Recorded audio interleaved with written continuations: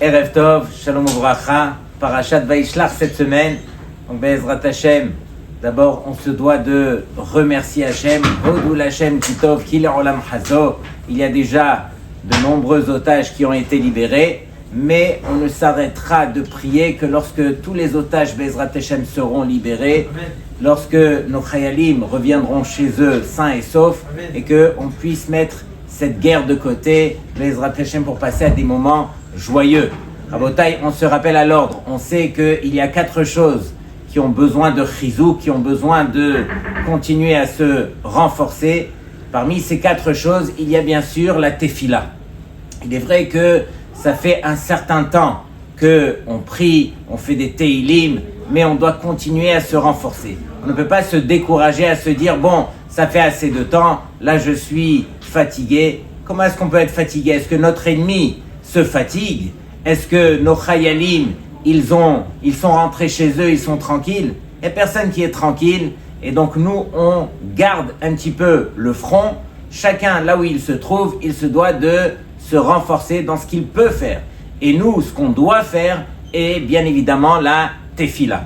Et sur cela, Akadosh Baruch Hu, il nous dit « Imo anochi betzara ». Akadosh Baruch Hu, il est avec nous lorsque justement on est en détresse. Lorsqu'on est dans une situation comme dans celle qu'on se trouve présentement, alors Akadosh Baruch Hu, il te dit, ne t'en fais pas. Imo anochi betzara, je suis avec vous à ce moment-là. Et à la limite, on doit réaliser que c'est Akadosh Baruch Hu qui a créé, encore une fois, tout ce scénario, tout ce qui est en train de se passer, tout ce qu'on est en train de vivre. Et donc on se retourne vers Hachem. Pourquoi est-ce que tu as fait une telle chose? Le pourquoi est de trop. Un Ben Israël, il doit se rappeler que on s'appelle ce peuple Ashrei Ha'am Shekach Halo. Heureux est ce peuple qui, lorsque arrivent des moments où on ne comprend pas, où on a du mal, alors on apprend à dire Kacha. Kacha, c'est comme ça. C'est comme ça que Hachem, il a décidé. Mais de manière générale, pourquoi est-ce que Hachem, il crée de scénarios pareils? C'est justement pour qu'on puisse se remettre en question, qu'on puisse se réveiller, qu'on puisse se tourner vers lui de la bonne façon, qu'on puisse continuer à faire cette achdout qu'il y a dans tout le Ham Israël présentement, et que Be'ezrat Hashem, qu'on reprenne un petit peu notre rôle qui est de montrer aux nations un petit peu l'exemple. Et donc, je profite de l'occasion pour parler un petit peu sur la tefila. Il est marqué comme ça. Un des principes, donc, dans le travail, dans le service qu'on a envers Hachem, alors c'est la avoda de la tefila. Et un juif, il a besoin leishtatef ou lehargish betzar ashrina kaviachol. Et un juif, il doit ressentir la peine et la détresse qu'il y a dans la shrina, qu'il y a dans la présence d'Hachem. On doit éviter de se tourner uniquement sur le tsahar, sur la détresse qu'on ressent nous personnellement, mais se tourner vers le tsahar de la shrina. Et on va expliquer.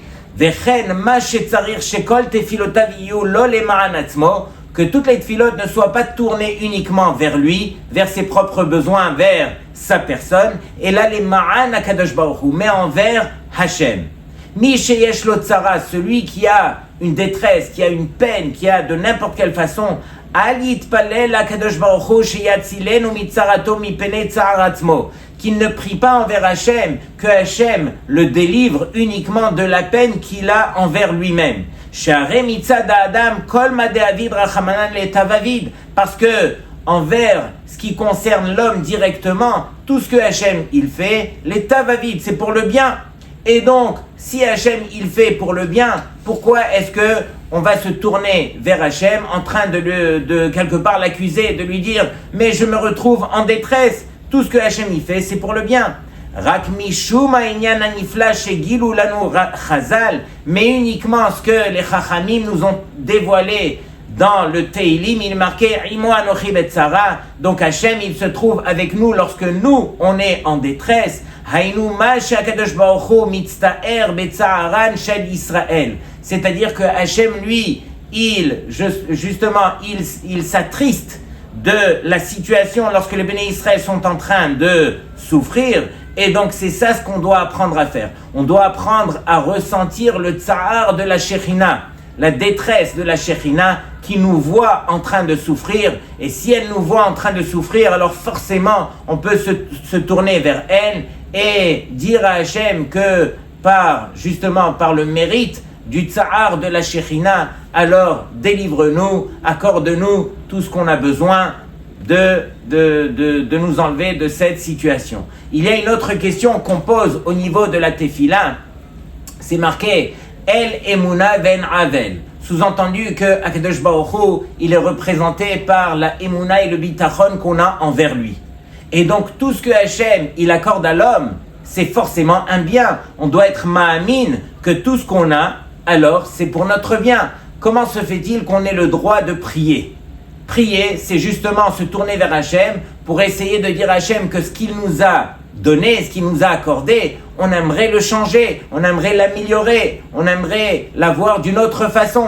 Mais comment faire une telle chose ? Puisque la tefila, alors, elle vient justement pour demander le contraire de ce qu'on a ou modifier les choses pendant que Hachem nous demande de le servir par la emuna, par le bitachon, avoir confiance que ce qu'il nous a accordé, c'est ce qu'on a besoin. Sur cela, alors, Akadosh Baruch Hu, il nous dit non. Je vous ai accordé un cadeau qui s'appelle la tefila. Et c'est vrai que on doit garder la emuna et le bitachon, que tout ce qu'on a, c'est pour notre bien.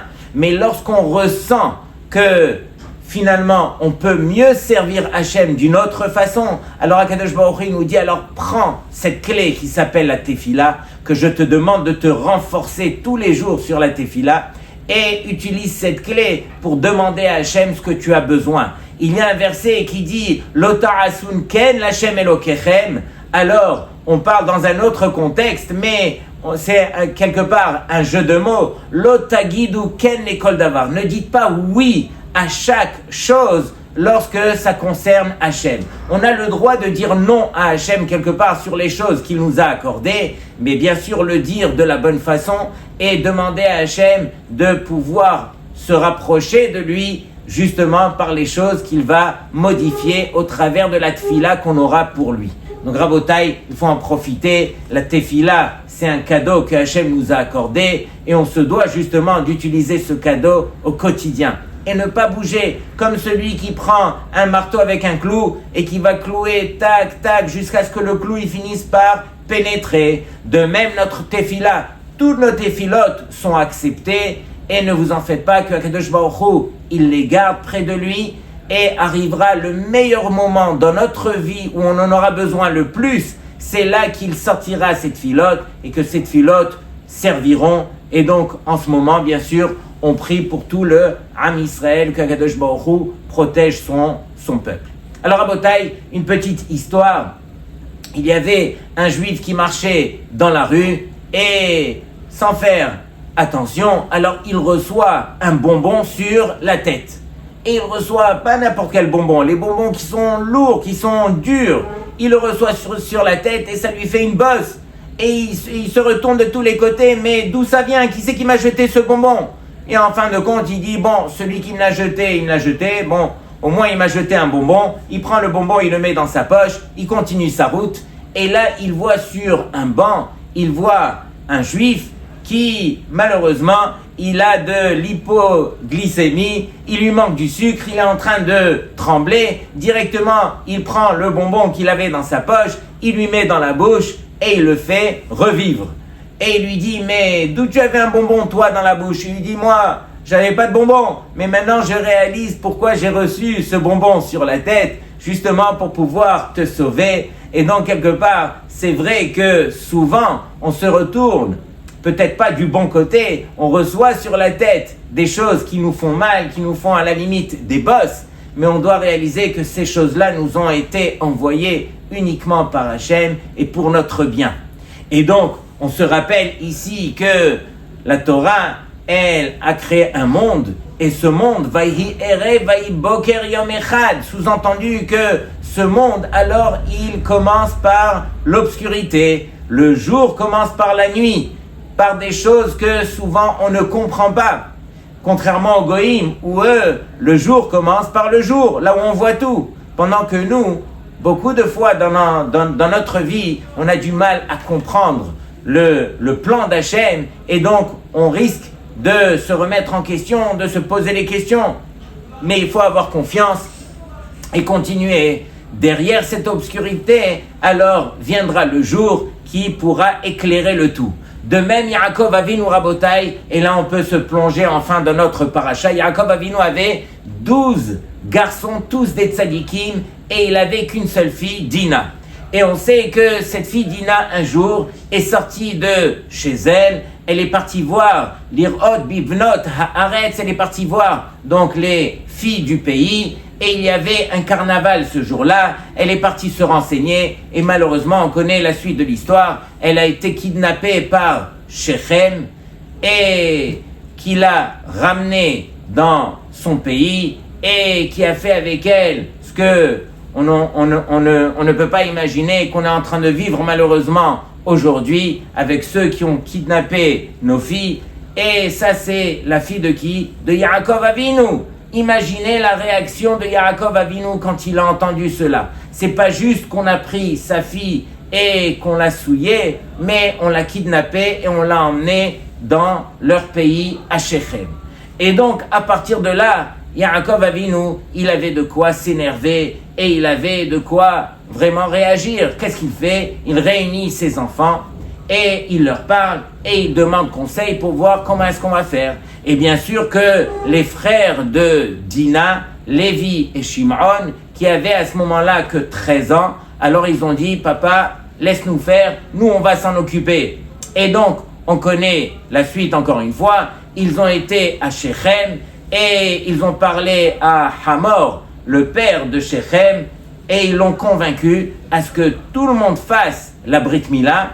Et arrivé au 3e jour, ils sont partis et ils ont tué 24 000 des membres de Shechem justement pour se venger. Lorsqu'ils sont revenus et que Yaakov Avinu il a appris la chose, alors il s'est énervé contre eux. Est-ce que c'est comme ça qu'on agit? Est-ce qu'on va tuer tout le monde? On doit avoir confiance. Et Yaakov Avinu, il était bien placé pour dire une telle chose. Toute sa vie, il a souffert. Il n'a pas ouvert la bouche. Yaakov Avinu nous montre que, avec le temps, on apprend à se taire, on apprend à réaliser que ce que Hachem t'a envoyé, ça sera un bien. Et donc, si on voit la suite de l'histoire, donc bien sûr, Yaakov Avinu les a grondés, et eux, ils ont voulu dire, mais quoi, on va laisser notre sœur être utilisée comme ça par les goïms. Et donc, ici, à la fin de la vie de Yaakov, lorsqu'il a pris ses enfants, il les a bénis. À Lévi et Shimon, qu'est-ce qu'il leur a dit? Kele Hamas mecherotechem. Donc, il les a appelés Kele Hamas. Donc, encore une fois, on le voit dans la paracha, que quelque part, vous avez utilisé la clé des goïms, celle de tuer, celle d'aller avec le mal pour combattre le mal. Et donc, lui, Yaakov Avinu, il est revenu chez lui et bien sûr, il a réfléchi et Yaakov Avinu, il a vu que Dina, quand elle est rentrée, elle était enceinte.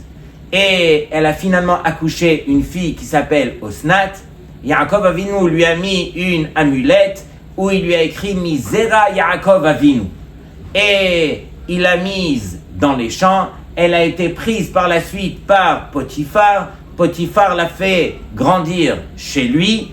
Et en fin de compte, on sait que Yosef est descendu en Mitzraïm. Et Yosef, bien sûr, il travaillait dans la maison de Potiphar. Et pendant 1 an, la femme de Potiphar a essayé de séduire Yosef jusqu'au jour où tout le monde était sorti. Vatit peseu bebigdo vatomar shirvaimi. Et donc, elle a essayé vraiment de le tenter de toutes les façons.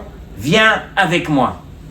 Et on connaît ce que Yosef a réussi à faire. Vayanos vayetse achutza. Yosef, il a même laissé son vêtement. Il a voulu montrer que dans l'endroit du Yetzer Hara, on ne reste pas même pas une seconde.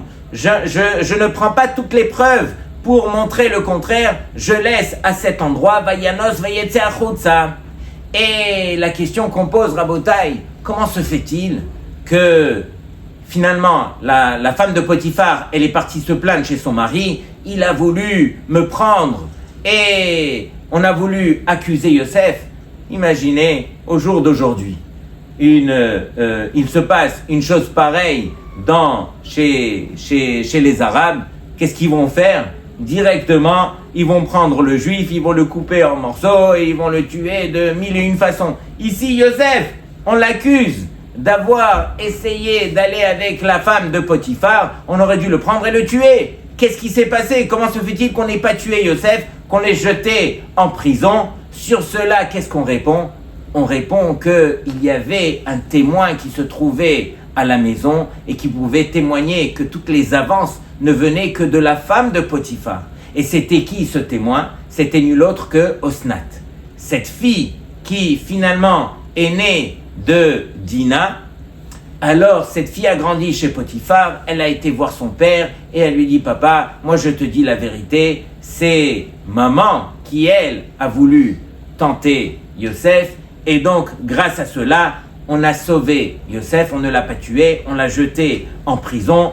En fin de compte, on connaît la suite, c'est que finalement Yosef, lui, si il avait été tué, alors il n'y aurait pas eu de Am Israël. Yosef, il est resté en vie, il est sorti, il a fini par se marier avec Osnat, et grâce à cette union, on a eu les deux Shvatim, Ephraim et Ménaché, et donc finalement, c'est quoi la fin de l'histoire? Sauf Tov Hakol Tov.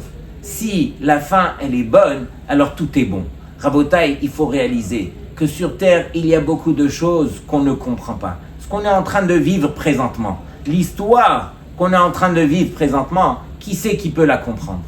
Ça nous sort de notre esprit, mais Bezrat Hashem, on est ma'amin et on prie pour que Akadosh Baruch Hu, il nous permette d'avoir un sof tov pour qu'on puisse se retourner et de dire Hakol Tov. Malheureusement, on en a perdu beaucoup et on a souffert énormément. Mais on demandera à Hachem, s'il te plaît Hachem, aie pitié de nous pour que Bezrat Hachem, qu'on puisse enlever et enrayer tout ce mal et qu'on puisse se retrouver entre nous de la bonne façon. Et donc, ici, finalement, on voit dans la suite, c'est bientôt Hanouka Rabotai et la semaine prochaine, Bezrat Hachem. Et donc, Hanouka, on connaît l'histoire de ce qui s'est passé avec une femme qui, grâce à sa émouna, alors elle est arrivée à montrer au clan d'Israël que grâce à notre émouna, on survivra. Et donc cette femme, c'était nulle autre que Yehudit. Yehudit, qu'est-ce qu'elle a fait? Elle a vu que les Goïms allaient nous prendre et vraiment ils allaient faire de nous ce qu'ils voulaient. D'ailleurs, ils nous ont interdit d'étudier la Torah, de faire les mitzvot. Et en fin de compte, Yehudit, qu'est-ce qu'elle a fait? Elle a réfléchi, elle a dit: j'ai trouvé, je vais aller leur dire que j'aimerais me convertir. Et j'aimerais me convertir et aller avec l'empereur parce que cette Yehudite en question était très très belle comme femme. Et donc elle a été et l'empereur l'a prise et il lui a dit: viens, tu vas aller avec moi. Il lui a dit: il n'y a pas de problème, mais juste patienter quelques jours le temps que je puisse être propre. Et en fin de compte, qu'est-ce qu'elle a fait? Donc on lui a donné la permission de rentrer et sortir dans le palais. Elle a été acheter du fromage et du lait de l'époque que ça, à peine on buvait un verre et déjà la tête qui tournait. Et donc le fromage était tellement salé que en fin de compte, elle lui a servi du vin pour justement faire passer cela. Et il est tombé complètement sous. Elle lui a tranché la tête. Elle a pris la tête, elle l'a emmenée. Et grâce à cela, donc, on a pu se défendre contre les Goïms. Et tout ça, encore une fois, grâce à notre Emouna. Donc, Rabotai, encore une fois, c'est notre Emouna qui pourra nous faire surmonter toutes les épreuves. Dans la paracha, on voit que Yaakov Avinu, il a prié. Et pas de n'importe quelle façon. Qu'est-ce qu'il a dit encore une fois dans les détails? Hatzilenina miyad achi miyad Esav. Et donc, après 36 ans de séparation avec son frère Esav qui voulait le tuer, imaginez dans la tête de Esav pendant toutes ces années, attends que je l'attrape ce Yaakov et il verra qu'est-ce que je vais faire de lui. Alors on voit presque un miracle où après 36 ans, les deux se rencontrent. Esav qui venait à la rencontre de Yaakov, Yaakov qui venait à la rencontre de Esav. Esav était entouré de 400 hommes, mais 400 hommes qui étaient des généraux, qui chacun générait 400 hommes dans leur armée.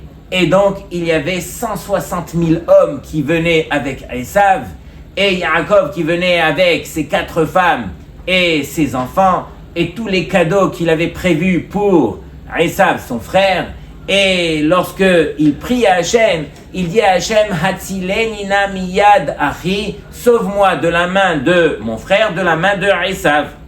Et donc, bien sûr, on pose la question, Yaakov n'avait qu'un seul frère. Pourquoi est-ce que tu as précisé dans la redondance de dire « Sauve-moi de la main de mon frère, de la main de Esav » Et donc le Beth Alevi, il demande pourquoi est-ce qu'il y a ce double lachon. Et donc Rabotai, regardez bien. On sait que Esav, lui, alors il déteste Yaakov. Esav sonner les Yaakov, c'est une halakha. Mais il y a un moment sur terre où lorsque Esav s'est rencontré avec son frère, c'est marqué « Vaihabekeu, vainashekehu » alors ils se sont embrassés. À ce moment-là, on sait que Esav, il a eu de la peine pour son frère, et on dit qu'il a eu Neshika Shel Emet. C'était un baiser qui était vrai entre eux. À ce moment-là, alors quelque part, Esav, il voulait se rapprocher de son frère de la bonne façon, faire teshuva. C'est une des raisons pour lesquelles Yaakov Avinu, il a été puni d'avoir caché justement sa fille Dina, qu'il aurait dû marier peut-être avec Esav pour le ramener. Et si les deux, ils étaient partis donc dans le même chemin, imaginez, alors on aurait pu emmener Mashiach grâce à Yaakov et Esav. Mais dans tous les cas, alors Esav se retourne vers son frère et lui dit « Viens, on habite ensemble. Je vois un petit peu toute ta famille, je vois tes richesses. Moi aussi, j'ai énormément de richesses. Les deux ensemble, on pourra vivre ensemble. » Et Yaakov, il lui dit, où est-ce que tu habites? Il lui dit, moi j'habite à Seir, dans la ville de Seir. Alors Yaakov Avinu, il lui dit, alors avance et moi je te rejoins. Mais la vérité, quand est-ce que Yaakov Avinu va rejoindre Esav? Alors, il est marqué dans le Midrash que Atidin anu lagour beyachad. Dans le futur, alors on habitera avec Esav. Et c'est marqué que Ve'alu Moshi'im Behar Tzion Ishpot et Har Esav. C'est ça, Seir. C'est le moment où on se trouve maintenant. Alors on habite avec Esav. Et sur cela, Yaakov Avinu, il a prié Hatzilenina miyad achi miyad Esav. Et le Midrash, il dit Hatzel et banai. Yaakov Avinu, il dit sauve mes enfants, les atid lavo dans le futur. Miyad bene Esav, des enfants de Esav. Donc toute la tfila de Yaakov, alors elle était pour nous montrer que Yaakov, il avait tellement peur. Il savait que Esav, alors c'était les valeurs matérielles de ce monde-ci. Et Yaakov, il a eu tellement peur que ses enfants, alors ils se fassent attraper par Esav. C'est quoi attraper par Esav? Attraper par les valeurs de ce monde-ci. Se faire quelque part, alors assimiler. Et donc Yaakov Avinu, il a prié pour cela. Et si on pose la question, qu'est-ce qui est plus grave? Ishmaël ou Esav? Là, en ce moment, on est en train de vivre des malheurs terribles concernant Ishmaël. Et donc, la réponse, elle est toute simple. La réponse, c'est que Béné Esav, c'est encore beaucoup plus grave que Ishmaël. Ishmaël, quelque part, il est tipèche, il est bête. Il ne sait que tuer, que faire du mal, que violer, que faire... Regardez qu'est-ce qui est marqué ici. Asara kabin shel tipshut yardula olam. Il y a 10 mesures de bêtises qui sont descendues sur terre. Tish'a natlu arviim. Il y a 9 mesures qui ont été prises par qui? Par les Arabes. Ve'echad kol ha'olam kulo. C'est pas fini. Asara kabin shel znut yardula olam. Il y a 10 mesures de débauche qui sont descendues sur terre. Tish'a natlu Ishmaelim, 9 ont pris les Ishmaelim, ve'echad kol ha'olam kulo. Et le reste du monde pour un seul. Et donc, quelque part, c'est marqué aussi Arbaat Varim. Il y a 4 choses. Mitraret Akadosh Baruch Hu al Shebera'am. 4 choses que Hachem il a regretté d'avoir créées. Parmi ces 4 choses, Yishmael. Et donc, Rabotai, c'est sûr qu'on regrette Galout Ishmael dans laquelle on se trouve aujourd'hui. Mais il faut surtout réaliser que Esav, c'est encore beaucoup plus dangereux. Et pourquoi c'est encore plus dangereux? Parce que Yaakov Avinu, il avait peur, c'est vrai, de la Arva qu'il avait pour Esav. C'est quoi la Arva? La fraternité qu'il avait pour Esav. Mais cette fraternité, elle lui faisait encore plus peur que le fait que Esav était venu pour le tuer. Pourquoi? Parce que d'être frère avec Esav, c'est encore une fois, c'est se mélanger à lui, se mélanger à son idéologie. Au jour d'aujourd'hui, on le vit. Au jour d'aujourd'hui, on croit qu'on est des frères avec Esav. Notre meilleur ami aujourd'hui, c'est qui? C'est Biden. Tout ce que les États-Unis, tout ce que ces pays occidentaux, ils ont conçu dans ce monde-ci, c'est par cela qu'on se nourrit aujourd'hui. Sur cela, Yaakov Avinu a prié Hatzilenina miyad achi miyad Esav. Et donc, quelque part, on doit apprendre à réaliser que Yaakov Avinu, lorsqu'il a rencontré Esav, les deux avaient un langage qui leur était propre. Esav, il lui dit Yesh li rav achi, j'ai beaucoup, je n'ai pas tout, j'ai beaucoup. Pendant que Yaakov Avinu, il dit Yesh li kol, moi j'ai tout. Comment ça tu as tout? Yaakov Avinu, il considérait que tout ce qu'il avait de matériel dans ce monde-ci, alors ça ne lui appartenait pas. Moi, tout ce que j'ai reçu, ça me suffit. Tout ce que tu m'as donné, Hachem, alors c'est ça ce que j'avais besoin. Pendant que Esav, il partira de ce monde, même pas avec la moitié de ce qu'il est venu chercher. Et quelque part, le juif aussi, s'il veut ressembler à Esav, il peut facilement lui ressembler. Arrête, c'est marqué qu'un homme ne quitte pas de ce monde-ci, même pas avec la moitié des plaisirs qu'il aurait voulu attraper. Et donc, s'il est sorti de ce monde-ci, même pas avec la moitié, comment est-ce que Yaakov Avinu, il a pu dire Yesh likol, moi j'ai tout? Comment ça tu as tout? Normalement, tu étais venu sur terre et on te dit que tu ne pourras pas sortir de terre sans avoir acquis même pas la moitié des espérances que tu étais venu prendre. Et sur cela, Yaakov Avinu, il répond, il dit, mais oui, quand j'étais sur terre et que j'avais ce matériel, alors pour moi, ce matériel ne m'appartenait pas, j'en faisais pas un but. Du fait qu'il ne m'appartenait pas, alors ce matériel me suffisait. Et donc sur moi, il n'a pas été décrété que je sortirais de ce monde, même pas avec la moitié de ce que je suis venu prendre. Et donc Rabotai, j'ai vu, pour terminer, une belle histoire. On a raconté que une fois, un bachour était arrivé dans un hôpital où il était venu visiter un malade et se trouvait là-bas un de nos chayalim, un de nos soldats sur lequel on avait tiré, et il se trouvait donc à l'hôpital de Barzilai à Ashkelon. Il se trouvait dans sa salle d'hôpital. Et voici que le Bachour Yeshiva, il était venu visiter justement le malade qui était à côté de ce soldat. Et à peine le soldat a vu le Bachour, alors il a dit, mais pourquoi est-ce que toi tu ne sers pas à l'armée? Alors il lui dit, regarde, la vérité, tu me confrontes, mais sache que j'étudie tous les jours à la Yeshiva, et sache qu'étudier sérieusement à la Yeshiva, c'est très difficile.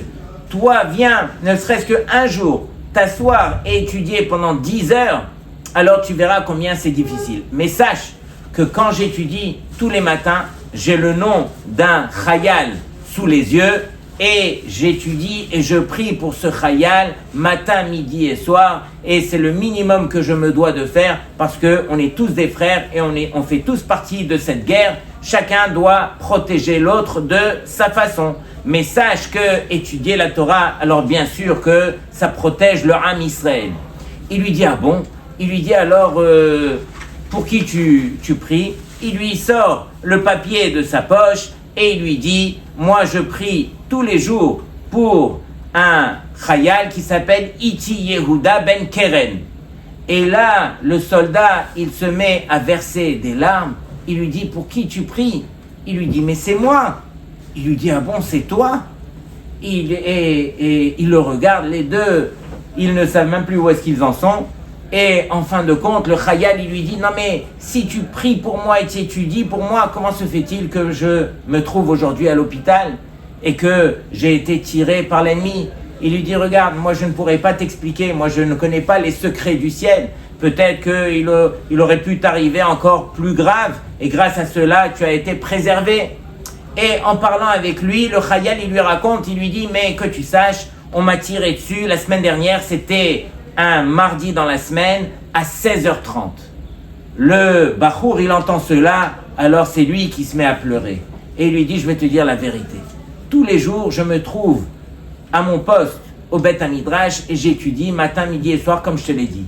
Il se trouve que la semaine dernière, mardi à 16h30, je me sentais pas bien. J'étais dans ma chambre à 15h. Normalement, à 15h, je vais au Beth Midrash et je reprends mon limoud. Mais là, j'étais un peu fatigué. J'ai dit, bon, je vais rester dans ma chambre et je retournerai après l'heure de Mincha. C'est ce que j'ai fait. Et donc, entre 15h et 18h, je n'ai pas étudié et j'aimerais m'excuser parce que si j'avais étudié à ce moment-là, alors c'est sûr que tu aurais été préservé. Mais je voulais juste partager avec toi que, regarde, le Limoud Torah, combien est-ce qu'il protège lorsque on étudie, lorsque on fait notre part, lorsque on le fait pour l'autre, combien ce Limoud Torah, il protège. Juste à ce moment-là où il n'a pas étudié, alors malheureusement, l'autre a eu ce qu'il a eu. Shabbat Shalom les Kulchem.